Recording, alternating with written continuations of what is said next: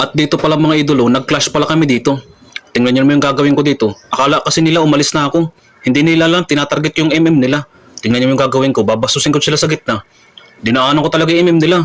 Nagalit pa nga yung tank nila. At dito, tingnan mo naman yung Tamos. Akala nila hindi ko kakayanin, nag-emoji pa. Hindi niya alam, binabantayan ko lang maubos yung vengeance niya para burahin ko na agad siya sa mapa. At yun na nga nangyari.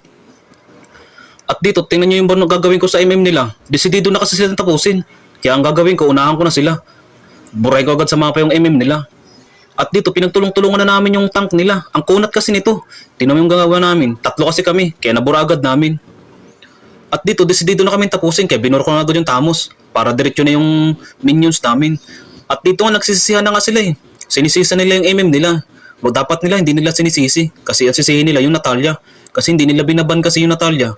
Kaya kung hindi ka pa nakapalo sa akin mga idolo, ano pang hinihintay mo? Wala namang mawawala. Kaya mag-follow ka na dyan. Let's go!